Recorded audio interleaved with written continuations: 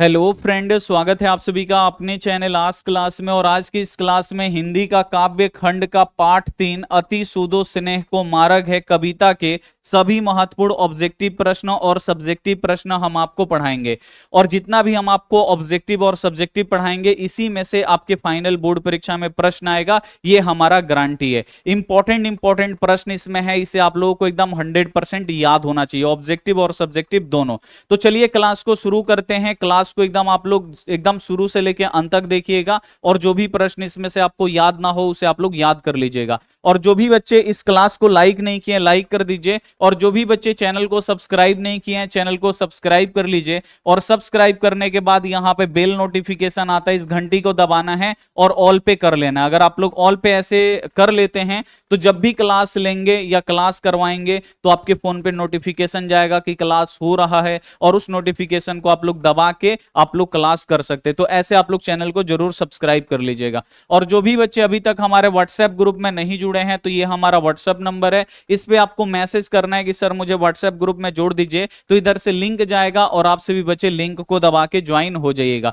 चलिए शुरू करते हैं। सबसे पहले हम लोग ऑब्जेक्टिव पढ़ लेंगे, फिर इसका बाद में हम लोग सब्जेक्टिव पढ़ेंगे। क्वेश्चन है कि कवि ने प्राजन्य किसे कहा है। इंपॉर्टेंट क्वेश्चन है बोर्ड एग्जाम के लिए कि कवि ने बाबू प्राजन्य किसे कहा है। प्राजन्य बाबू किसे बोले हैं, तो बादल को बोले हैं। बादल को बोलते हैं प्राजन्य है क्योंकि ये दूसरों के लिए अपना देह धारण करता है, दूसरों के लिए बड़ा होता है, और ये फिर बारिश बनकर क्या होता है, बादल जो है बारिश बनकर धरती पे गिर जाता है। ठीक है ना। तो जब भी क्वेश्चन आएगा कि कवि ने प्राजन्य किसे कहा है, तो कवि ने प्राजन्य बाबू बादल को बोले हैं, ये आप लोग याद रखिएगा, इंपॉर्टेंट है। अगला क्वेश्चन है अति सूदो स्नेह को मार्ग है जहां नेकु स्यापन बाक नहीं, यह पंक्ति किस कवि की है। यानी ये जो पंक्ति है इस पंक्ति को किस कवि ने लिखा है। तो अति सूदो स्नेह को मार्ग है जहां नेकु स्यापन बाक नहीं, इसके लेखक कौन है बाबू, तो आपको याद रखना है घानानंद है। कौन है बाबू, घानानंद। यहां पे डी वाला ऑप्शन एकदम राइट हो जाएगा। अगला क्वेश्चन आप लोग देखिए कि मो अशुभिहि लय बरसो कौन कहते हैं। तो मो अशुभिहि लय बरसो कौन कहते हैं,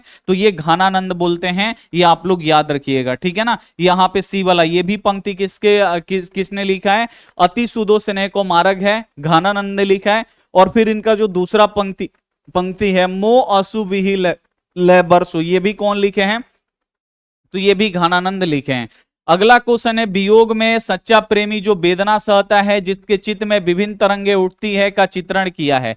अब आपको बताना है कि सच्चा प्रेमी जो वियोग में जो सच्चा प्रेमी है जो वेदना सहता है, जुदाई सहता है, जिसके चित्त में यानी जिसके मन में विभिन्न तरंगे उठती है, इसका चित्रण कौन किए हैं, तो जो कवि हैं घानानंद वो लिखे हैं अपनी कविताओं में। ठीक है ना। तो यहां पे ए वाला ऑप्शन राइट हो जाएगा। अगला जो क्वेश्चन है सुजान सागर किसकी रचना है। बोर्ड एग्जाम में बहुत आता है भाई सुजान सागर। एक है सुजान रसखान, तो जिसमें रसखान जुड़ा हुआ है वो रसखान लिखे हैं। और सुजान सागर बाबू किसने लिखा है, तो सुजान सागर लिखे हैं घानानंद। आपको याद रखना है डी वाला ऑप्शन बिल्कुल राइट हो जाएगा। अगला क्वेश्चन है अति सूदो स्नेह को मार्ग छंद के रचनाकार कौन है। यानी अति सूदो स्नेह को मार्ग छंद के लेखक कौन है, तो आपको याद रखना है घानानंद है। डी वाला जो ऑप्शन होगा बिल्कुल राइट होगा। अगला क्वेश्चन देखिए घानानंद रचित अत्यंत प्रसिद्ध क्या है। यानी जो घानानंद है वो किसमें प्रसिद्ध थे, क्या लिखते थे जिसमें वो प्रसिद्ध थे। तो घानानंद बाबू किसमें अत्यंत प्रसिद्ध थे, तो सवैया और धनछारी। आपको याद रखना है, बहुत ही इंपॉर्टेंट क्वेश्चन है कि जो यहां पे घानानंद है वो किसमें प्रसिद्ध हैं, तो सवैया और धनछारी। और जो रसखान है वो किसमें सिद्ध थे, तो सवैया और छंद में। रसखान सवैया और छंद में सिद्ध थे, और जो घानानंद थे वो किसमें सिद्ध थे, तो सवैया और धनछारी। ये आप लोग याद रखिएगा, इंपॉर्टेंट क्वेश्चन है एक एक। अगला क्वेश्चन है विरह लीला। विरह लीला क्या है बाबू, घानानंद का किताब है। तो विरह लीला किसकी रचना है, यानी विरह लीला जो काव्य है इसके लेखक कौन है, तो ये घानानंद है। आपको याद रखना है। रसकेली विल्ली भी लिखे हैं, आपको याद रखना है। अगला क्वेश्चन आप लोग देखिए घानानंद किस धारा के कवि, यानी जो घानानंद है बाबू ये किस धारा के कवि हैं, तो रीति मुक्त धारा के। किस धारा के कवि हैं, तो आपको ये सब क्वेश्चन याद होना चाहिए, इंपॉर्टेंट क्वेश्चन है बोर्ड एग्जाम के लिए कि जो घानानंद है ये किस धारा के कवि हैं। तो घानानंद आपको याद रखना है रीति मुक्त काव्य धारा के कवि हैं। अगला क्वेश्चन है मीर मुंशी समझकर किस कवि का वध हुआ, यानी मीर मुंशी समझ के किसे मार दिया गया। तो मीर मुंशी समझकर बाबू किस कवि का वध हुआ, तो आपको याद रखना है घानानंद। घानानंद का वध बाबू क्या समझकर हुआ था, तो मीर मुंशी समझकर घानानंद को मार दिया गया, ठीक है ना। और मीर मुंशी समझकर घानानंद को किसने मारा, तो नादिर शाह के सैनिकों ने। अगला क्वेश्चन देखिए कि कवि घानानंद का वध किसके सैनिकों ने किया, यानी कवि जो कवि घानानंद है इनका वध बाबू किसने किया, तो आपको याद रखना है नादिर शाह के सैनिकों ने, ठीक है ना। किसके सैनिक मारे थे, तो नादिर शाह के सैनिकों ने इनका वध किया था, आप लोग याद रखिएगा। अगला क्वेश्चन है कवि घानानंद का जन्म किस वर्ष हुआ था। यह भी इंपॉर्टेंट क्वेश्चन है कि जो कवि घानानंद है इनका जन्म किस वर्ष हुआ था, तो 1689 ईस्वी। ये आप लोग याद रखिएगा, इंपॉर्टेंट है कि कवि जो घानानंद है इनका जन्म कब हुआ था, 1689 ईस्वी में, ये आप लोग याद रखिएगा। अगला क्वेश्चन है मथुरा और वृंदावन पे धावा किसने बोला। अब यहां पे आपको बताना है कि मथुरा और वृंदावन पे बाबू धावा किसने बोला, तो नादिर शाह के सैनिकों ने, ठीक है ना। नादिर शाह के सिपाही ने या सैनिकों ने जो थे, आपको याद रखना है मथुरा पे ये क्या, मथुरा और वृंदावन पे धावा बोलते हैं लूटने के लिए। ये क्वेश्चन ऐसे भी पूछ देगा कि नादिर शाह के सैनिक कहां पे धावा बोले, तो नादिर शाह के सैनिक कहां पे धावा बोले थे, तो मथुरा और वृंदावन पे धावा बोले थे, ये आप लोग याद रखिएगा दोनों तरफ से। अगला क्वेश्चन आप लोग देखिए घानानंद किस भाषा के कवि, यानी जो घानानंद है ये किस भाषा में कविताएं लिखते थे, तो जो घानानंद थे ना ये ब्रज भाषा में, किस भाषा में लिखते थे कविता, ये ब्रज भाषा में लिखते थे। देखिए कितना बार बोर्ड एग्जाम में पूछा गया है घानानंद किस भाषा के कवि हैं, तो जो घानानंद है ये ब्रज भाषा के कवि हैं, आप लोग याद रखिएगा। अगला क्वेश्चन आप लोग देखिए स्यापन शब्द का अर्थ क्या होता है, तो स्यापन यानी सियानापन यानी तेज, यानी होता है ना जो चतुर आदमी होते हैं, चालाक आदमी, मन जब तक काम लगा रहेगा सटे रहेंगे और जैसे ही काम निकलेगा निकल के भाग जाते हैं, ठीक है ना। तो स्यापन का अर्थ होता है चतुराई, आप लोग याद रखिएगा, सी वाला ऑप्शन बिल्कुल सही हो जाएगा। अगला क्वेश्चन है विराग होने पर कवि घानानंद कहाँ गए, यानी वैरागी जब हो गए, जब सुजान बोलती है कि मैं आपके साथ नहीं जाऊंगी, तब ये बैरागी हो जाते हैं। तो बैरागी होने के बाद ये कहां पे आए थे बाबू, तो आपको याद रखना वृंदावन, ये वृंदावन आए और ये क्या हो गए बाबू, वैष्णव हो गए, ठीक है ना, यानी भगवान विष्णु के भक्त हो गए। अगला क्वेश्चन देखिए निम्न में से कौन प्रेम का पीर कवि है। अब आपको बताना है किस कवि को प्रेम का पीर कवि कहा जाता है, तो प्रेम का पीर कवि बाबू किसे कहा जाता है, तो आपको याद रखना है घानानंद। घानानंद को प्रेम का पीर कवि कहा जाता है, इसे आपको याद रखना है। अगला क्वेश्चन है अति सुदो स्नेह को मारग है छंद के रचनाकार कौन है, तो अति सुदो स्नेह को मारग है इसके लेखक कौन है, तो आपको याद रखना है घानानंद। जो घानानंद है ना वो अति सुदो स्नेह को मारग है छंद के रचनाकार है। मो असु बिहि लय बरसो कौन कहते हैं, या मो असु बिहि लय बरसो के लेखक कौन है, तो घानानंद ही है, आपको याद रखना है। अगला क्वेश्चन है रसकिल्ली वल्ली किसकी रचना है, तो रसकिल्ली वल्ली, सुजान सागर, विरह लीला, ये कौन लिखे थे, तो घानानंद लिखे थे, आपको याद रखना है, तो ये घानानंद की है। अगला क्वेश्चन आप लोग देखिए कवि घानानंद का वध किसके सैनिकों ने किया, तो कवि घानानंद के वध बाबू किसके सैनिकों ने किया था, तो नादिर शाह के सैनिकों ने किया था। अगला क्वेश्चन है नादिर शाह के सैनिकों ने नादिर शाह के सैनिकों के द्वारा घानानंद कब मारे गए, तो घानानंद को बाबू कब मारे नादिर शाह के सैनिकों ने, तो 1739 ईस्वी में, ये भी आपको याद रखना इंपॉर्टेंट है। अगला क्वेश्चन है सुजान कहकर किसे संबोधित किया गया, यानी इस कविता में बाबू सुजान किसे बोला गया है, तो सुजान नामक नर्तकी को, ठीक है ना, एक नर्तकी थी जो नाचती थी उसका नाम था सुजान, तो सुजान किसे कहकर पुकारा गया है, तो सुजान नामक नर्तकी को। अगला क्वेश्चन है घानानंद ने किस मार्ग को अत्यंत सीधा वो सरल कहे, तो जो घानानंद है वो किस मार्ग को बोलते हैं एकदम सीधा वो सरल है, जिसपे छल कपट वाले नहीं चलते हैं, जो जिनका दिल साफ है वही इस मार्ग पे चलते हैं, प्रेम मार्ग पे।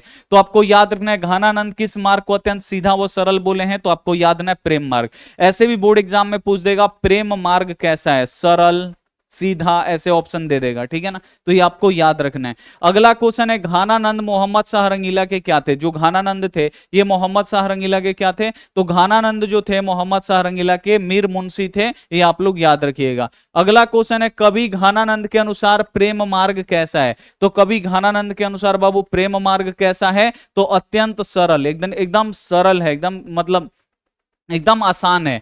अगला क्वेश्चन है मोहम्मद शाह रंगीला के मीर मुंशी कौन है? तो मोहम्मद शाह रंगीला के बाबू मीर मुंशी कौन है? तो आपको याद रखना है घानानंद। जो घानानंद है ना वो मोहम्मद शाह रंगीला के मीर मुंशी हैं, आपको याद रखना है। तो यहाँ पे ऑब्जेक्टिव जो भी इस चैप्टर का था वो हम आपको पढ़ा दिए। अब आइए इसका हम लोग सब्जेक्टिव पढ़ते हैं कि कवि अपने आंसुओं को कहां पहुंचाना चाहता है और क्यों लिखे। अब यहां पे आपसे पूछा जा रहा है कि जो कवि घानानंद है ये अपने आंसुओं को कहां पहुंचाना चाहते हैं? तो अपने आंसुओं को सुजान नामक नर्तकी के आंगन में पहुंचाना चाहते हैं और वो बोलना चाहते हैं कि मैं मतलब मैं कितना जितना प्यार करता हूं उतना उससे बताऊंगा और रो रो के उसको क्या करूंगा, भिगो दूंगा। ठीक है ना। तो यहां पे लिखा गया कवि अपने आंसुओं को कहां पहुंचाना चाहता है और क्यों। तो लिखेगा कवि अपने आंसुओं को अपनी प्रेमिका सुजान के आंगन में पहुंचाना चाहता है।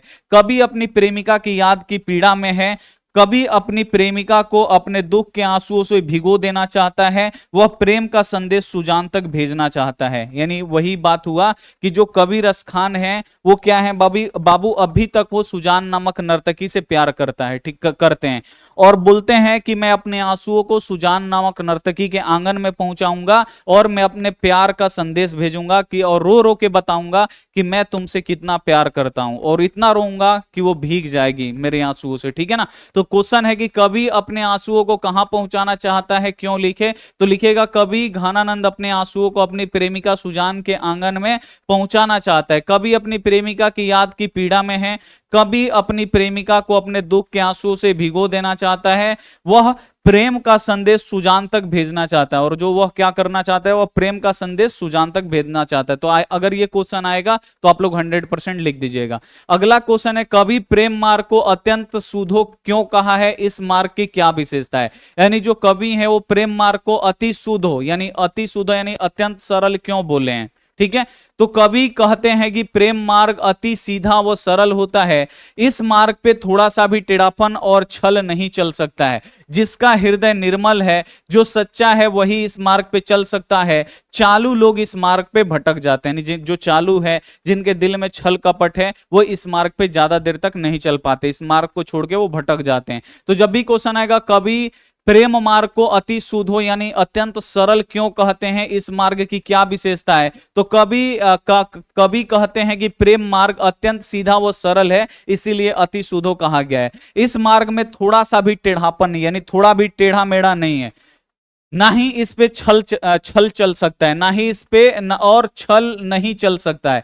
और जो प्रेम मार्ग है ना, इस पे छल भी नहीं चल सकता है। जिनके हृदय निर्मल और सच्चा है वही इस प्रेम मार्ग पे चल सकता है। जिसके दिल में बाबू कोई भी मतलब गंदगी नहीं है, उसका दिल एकदम साफ है, वही प्रेम मार्ग पे चल सकता है।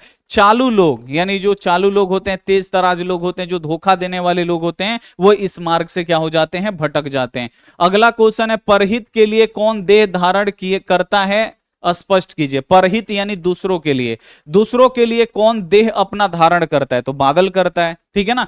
तो परहित के लिए देह धारण बादल करता है। ठीक है ना। परहित के लिए देह धारण कौन करता है, बादल करता है। बादल अपना एक एक बूंद दूसरे को समर्पित कर देता है, अपने लिए कुछ नहीं रखता, वो सब कुछ लुटा देता है। बादल बदले में कुछ नहीं लेता, वह निस्वार्थ है, उसका देह परहित के लिए। अब यहां पे लिखा गया कि क्वेश्चन है कि परहित के लिए यानी दूसरों के लिए देह धारण कौन करता है, स्पष्ट कीजिए। तो दूसरों के लिए बाबू देह धारण कौन करता है, बादल करता है। बादल अपना एक एक बूंद क्या करता है, दूसरे लोगों को समर्पित कर देता है, दूसरे लोगों को लुटा देता है और इसके बदले वो हमसे कुछ भी नहीं लेता है।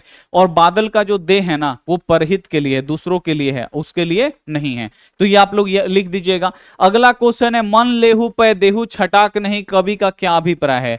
मन लेहू पै देहू छटाक नहीं यानी मन भर लीजिए और छटाक यानी थोड़ा सा भी न दीजिए, इसका क्या अभिप्राय है। इस पंक्ति के माध्यम से यहाँ पे कभी हम ऐसे यहाँ पे कवि होगा, कवि हमें ऐसे झूठा प्रेम करने वालों के लोगों के बारे में बताते हैं कि जो मन भर लेते हैं ठीक ना, जो लेते मन भर है परंतु देते छटाक भर भी नहीं।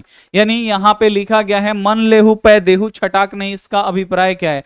तो इस पंक्ति के माध्यम से जो कवि हैं वो बोलते हैं कि बोलते हैं हमें कि ऐसे झूठे प्रेम करने वाले लोगों से दूर रहिए जो लेते मन भर है, ठीक है ना, जो प्रेम लेंगे मन भर, लेकिन जब देने का बारी आएगा तो छटाक भर भी प्रेम नहीं दे पाएंगे। तो उम्मीद करते हैं ये सभी ऑब्जेक्टिव और सब्जेक्टिव प्रश्न आपको याद होगा, ठीक है ना, और याद भी कर लीजिएगा क्योंकि इससे बोर्ड एग्जाम में ऑब्जेक्टिव प्रश्न भी आते हैं। तो हम आपसे मिलते हैं अगली क्लास में, तब तक अपना ध्यान रखिए, मन लगा के पढ़ाई करिए। Take care and bye.